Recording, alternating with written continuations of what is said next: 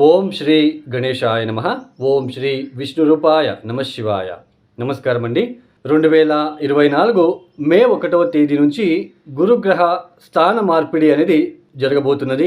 అంటే ఈ యొక్క 2024 మే 1వ తేదీ నుంచి 2025 మే 14వ తేదీ వరకు కూడా గురుగ్రహం వృషభ రాశిలో సంచారాన్ని చేయబోతున్నారు. ఈ ఒక వృషభ రాశిలో ఏదైతే సంచారం ఉందో ఈ ఒక సంచారం ద్వాదశ రాశుల వాళ్ళకి ఎలాంటి ఫలితాలు వస్తున్నాయి అని చూసే ప్రయత్నం చేద్దాం. దానికన్నా ముందు ఈ 2023వ సంవత్సరంలో గురువు గారు మేషరాశిలో సంచారం చేసేటప్పుడు రాహుతో కలిసి సంచారం చేశారు. పైగా శని దృష్టిలో పడ్డారు.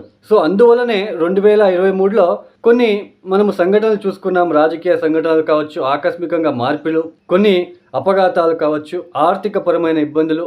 సో ఇలాంటివన్నీ కూడా మనము చూసాము. ఎందుకు అంటే గురువు గారు ఒక్కరే ఉన్నప్పుడు ఇచ్చే ఫలితాలకి గురువు రాహుతో కలిసినప్పుడు లేదా శనితో కలిసినప్పుడు, శని దృష్టి పడ్డప్పుడు ఇచ్చే ఫలితాలకి చాలా కూడా తేడా ఉంటుంది, డిఫరెన్సెస్ ఉంటుంది. అంటే 2023 సంవత్సరంలో ఆయన గురువు గారు అన్ని రాశుల వాళ్ళకి కావచ్చు, ఒక భౌగోళికంగా కావచ్చు, ఆయన ఫలితాలని ఎక్కువ ఇవ్వలేకపోయారు. ఎందుకు అంటే రాహుతో కలవడము, తర్వాత శని దృష్టిలో పడడం లాంటివి ఇవన్నీ కూడా ఆయన ఇచ్చే ఫలితాలని అడ్డుకుంటున్నాయి యాక్చువల్లీ. ఇక మీద అంటే 2024 మే 1వ తేదీ నుంచి వృషభంలో సంచారం చేస్తున్నారు. ఈ ఒక వృషభ రాశి కాలపురుష చక్రం నుంచి ఎన్నవ రాశి? కాలపురుష చక్రంలో అంటే కాలపురుష చక్రం అంటే ఏంటి? మన టోటల్ 12 రాశులలో 12 రాశులని కలిపి కాలపురుష చక్రం అని అంటాం. ఈ ఒక కాలపురుష చక్రంలో మొట్టమొదటి రాశి ఏది? మేషరాశి అవుతుంది. ఈ మేషరాశి నుంచి గురువు గారు ఎన్నో రాశుల సంచారం చేస్తున్నారు? ద్వితీయంలో సంచారం చేస్తున్నారు. మనం భౌగోళికంగా చూసుకున్నట్లు కనుకైతే సామూహికంగా ద్వాదశ రాశుల గురించి చెప్పుకునే ముందు అందరికీ ఎలా ఉంటుంది, అన్ని రాశుల వాళ్ళకి అంటే భౌగోళికంగా ఎలా ఉంటుంది చూసుకుందాం. గురువు ద్వితీయ స్థానంలో సంచారం చేస్తున్నారు. అంటే మేషరాశి నుంచి ద్వితీయ స్థానం. ద్వితీయ స్థానం అంటే ఏంటి? మొదటిగా ద్వితీయ స్థానం అంటే కుటుంబ స్థానం అని అంటాం. ఫుడ్, భోజనం చేసే అంటే భోజనం గురించి ఆ ద్వితీయ స్థానం నుంచి తెలుసుకుంటాం. ఫైనాన్షియల్ గురించి అంటే ఫైనాన్షియల్ సెక్టర్స్ నుంచి ఆ ఒక ద్వితీయ స్థానం నుంచే తెలుసుకుంటాం. కమ్యూనికేషన్, మనం మాట్లాడే పద్ధతి, మనం మాట్లాడే వే ఆఫ్ టాకింగ్, దాన్ని కూడా ద్వితీయ స్థానం నుంచి తెలుసుకుంటాం. తర్వాత ద్వితీయ స్థానం నుంచి ఏం తెలుసుకుంటాం? ఆ ఒక వ్యక్తి ఆకర్షితంగా ఉంటున్నాడా, ఫేస్ ఎలా ఉంటుంది అంటే తన ఒక ఫేస్ అట్రాక్టివ్గా ఉంటుందా, సో ఇవన్నీ మనం తెలుసుకుంటాం ద్వితీయ స్థానంలో. సో అలాంటి ద్వితీయ స్థానంలో గురువు గారి సంచారం ఏదైతే ఉందో మొట్టమొదటిగా ఫుడ్ ఇండస్ట్రీస్ డెవలప్ అవ్వడానికి అవకాశాలు ఉంటాయి ఈ ఒక సంవత్సరంలో. తర్వాత కమ్యూనికేషన్ సెక్టార్లో పనిచేసే వాళ్ళు అంటే మాట్లాడే ఒక సెక్టర్ అయి ఉండొచ్చు. అంటే ఏది ఆ సెక్టర్స్, మాట్లాడే సెక్టర్స్ అంటే టీచింగ్, తర్వాత మార్కెటింగ్ చేసే వాళ్ళు కూడా ఎక్కువ మాట్లాడాల్సి ఉంటుంది. వాళ్ళ ఒక కమ్యూనికేషన్తో ఇతరులని అట్రాక్ట్ చేయాలి. సో అలాంటి ఫీల్డ్లో ఎవరైతే పనిచేస్తున్నారో వాళ్ళకి, ఈ గోల్డ్ స్మిత్, సో వాళ్ళకి కూడా, బంగారం చేసే వాళ్ళకి. తర్వాత ఈ ఒక ద్వితీయ స్థానం అంటే ఏంటి? ఫేస్, ముఖానికి సంబంధించినది. అంటే ఆ ఒక సౌందర్యాన్ని పెంచుకోవడానికి చేసే ఒక ప్రయత్నం ఈ యొక్క ద్వితీయ స్థానానికి సంబంధించినది. అంటే సౌందర్యం పెంచుకునే ప్రయత్నం అంటే ఏంటి? Cosmetics, beauty parlours. సో ఇవన్నీ కూడా ఇక్కడ పనిచేసే ఒక ఎవరైతే పనిచేస్తున్నారో వాళ్ళకి చాలా పాజిటివ్గా ఉంటుంది, లబ్ధి పొందుకుంటారని చెప్పుకోవచ్చు. Main food industries, communication sectors, teaching sectors, gold Smith వాళ్ళకి, బ్యూటీ పార్లర్ పనిచేసే వాళ్ళకి, సినిమా ఇండస్ట్రీ వాళ్ళకి చాలా అభివృద్ధి ఉంటుంది అని చెప్పుకోవచ్చు. అలాగే ఇకపైన కొద్దిగా సాఫ్ట్వేర్ ఫీల్డ్లో కూడా జాబులు రావడానికి అవకాశాలు మనకి కనిపిస్తాయి. సో తర్వాత గురువు గారు వృషభంలో కూర్చొని ఏ రాశుల మీద దృష్టి పెడుతున్నారు? వృషభంలో కూర్చొని గురువు పంచమ దృష్టితో కన్యా రాశిని చూస్తున్నారు. వృషభంలో కూర్చొని సప్తమ దృష్టితో వృశ్చికాన్ని చూస్తున్నారు. వృషభంలో కూర్చొని నవమ దృష్టితో మకర రాశిని చూస్తున్నారు. బాగా గుర్తుపెట్టుకోండి, మీ జన్మ జాతకంలో గనక కన్యా రాశిలో గనక ఏదైనా గ్రహం ఉన్నట్లు గనక అయితే, లేదా వృశ్చికంలో లేదా మకర రాశిలో గ్రహం ఉండి అది చెడు గ్రహాలు అయ్యి ఉండి వాళ్ళ దశాభుక్తి నడుస్తున్నట్లు కనుకైతే కొంచెం ఇబ్బంది ఉంటుంది. ఎప్పుడైతే గురు దృష్టి పడుతుందో ఆ ఒక చెడు గ్రహాలు కూడా మనకి ఇబ్బంది పెట్టలేరు. అంటే వాళ్ళ దశాభుక్తి నడుస్తుంటే కొద్దిగా పాజిటివ్గా వెళ్తుంది. మీ జాతకంలో చూసుకోవచ్చు, కన్యా రాశిలో ఏ గ్రహం ఉంది, ఏదైనా గ్రహం ఉందా, వృశ్చికంలో ఉందా, తర్వాత లేదా మకరంలో ఉందా మీరు చూసుకోండి.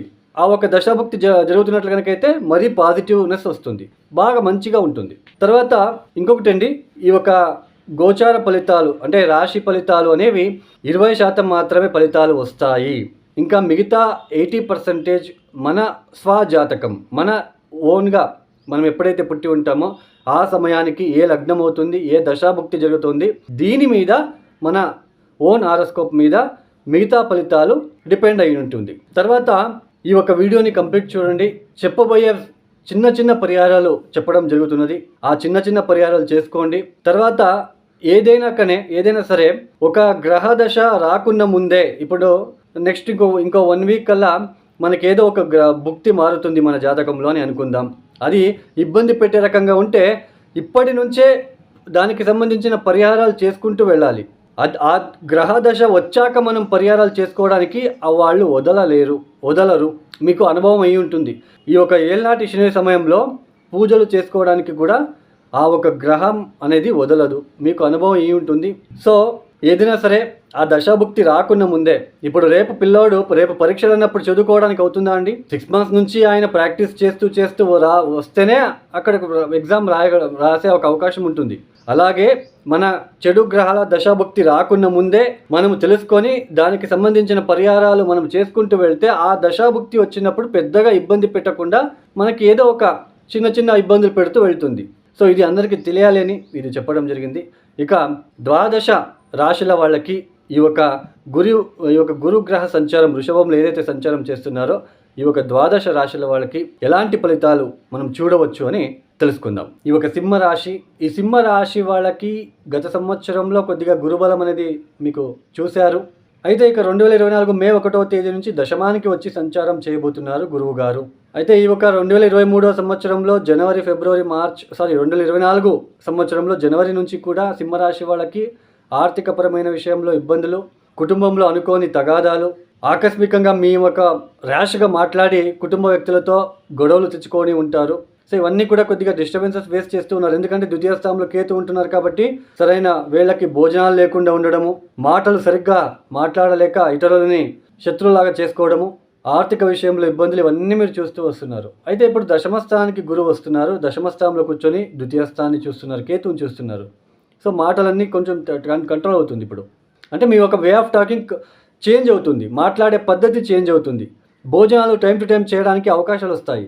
ఎందుకు? కేతు ఒక్కడే ఉన్నప్పుడు కేతుకి తలకాయ ఉండదు, అంటే హెడ్లెస్ శరీరం మాత్రమే, డైరెక్షన్ ఉండదు. నేను ఇలానే వెళ్ళాలి, ఇలాంటి సమయానికి ఇలాంటి భోజనం చేయాలి, ఇలాగే ఉండాలి, ఇలాగే పడుకోవాలనేది కేతువుకి ఏమీ తెలియదు. ఎప్పుడైతే గురువు గారు కేతు మీద దృష్టి పడుతుందో, గురు దృష్టి డైరెక్షన్ చూపిస్తాడు, నువ్వు ఇలాగే వెళ్ళు అని. అంటే కుటుంబంలో చిన్నపాటి ఇబ్బందులు ఉన్నప్పటికీ అవి తగ్గుముఖం అవుతాయి. అయినా జాగ్రత్తగా ఉండాలి, ఎందుకంటే గురుబలం ఉండదు. సింహరాశి వాళ్ళకి ఈ సంవత్సరం గురుబలం ఉండదు. శని కూడా అంత బాగోలేదు, రాహుబలం లేదు, కేతు బలం అంత ముందే లేదు. సో సింహరాశి వాళ్ళు చాలా జాగ్రత్తగా మాట్లాడాలి. వ్యవహారం చేసే చోట కూడా డబ్బులు ఖర్చు పెట్టే నేను ఎంత ఖర్చు పెడుతున్నాను, నాకు లబ్ధి ఎంత వస్తుంది అని ఆలోచించి ఖర్చు పెట్టాలి. ఇవన్నీ చూసుకొని మీరు చేసుకోవాలి.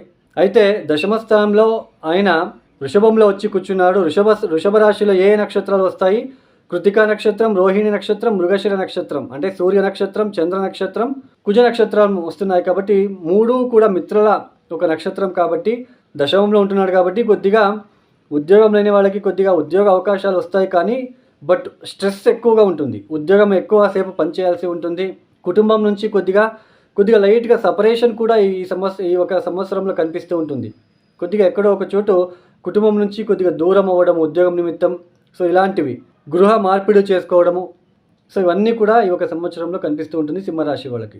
సింహరాశి వాళ్ళు జాగ్రత్తగా ఉండాలి. గురుబలం ఉండదు. ఆర్థిక విషయంలో జాగ్రత్త, మాట్లాడే విషయంలో జాగ్రత్త, భోజనం చేసే విషయంలో జాగ్రత్త. అపవాదాలు వచ్చినా కూడా మీరు మౌనంగా ఉన్నట్లు కనుకైతే అవి ఏమీ చేయలేవు. మీరు ఎక్కువ రియాక్టెడ్ అవుతే మీకు ఇబ్బందులు తప్పవు.